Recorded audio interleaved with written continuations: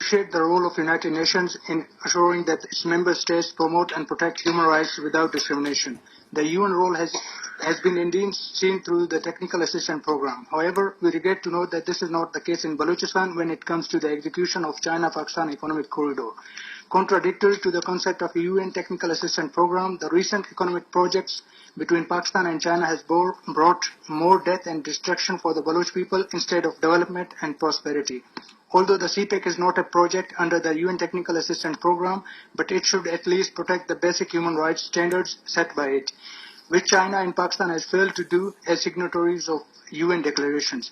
The fundamental principle of participation is violated in the execution of this project because not a single Baloch was consulted or taken into confidence for the agreements with China.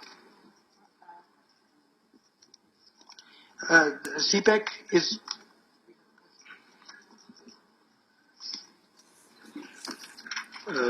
yes, Pakistan.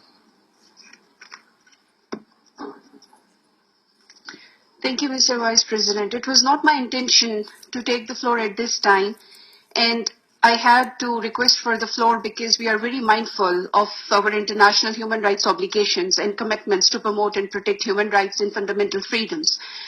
We highly value the contribution of the civil society organizations. However, the participation of the civil society organizations should be in line with the ECOSOC Resolution 1966-31 as well as the IB package.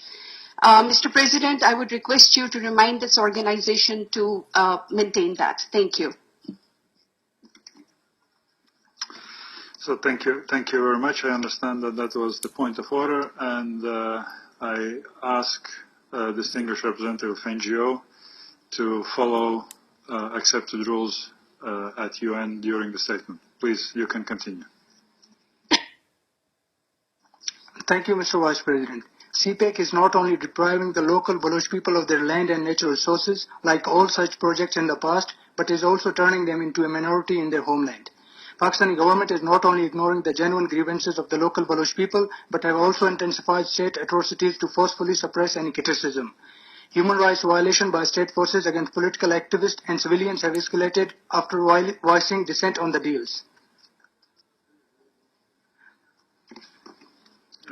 Yes.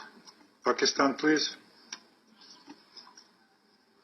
I'm sorry once again, Mr. Vice President, to make the same point of order and make the same request. Thank you.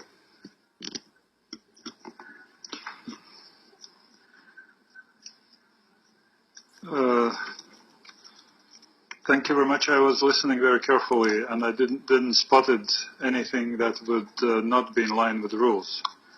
Do you have any specific point that you want to make?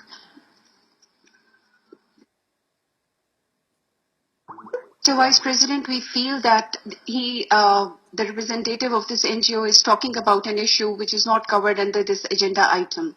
Thank you. We're talking about item 10, technical cooperation capacity building. And I think that in many statements we heard also criticism or mentioning of specific country situations, country names.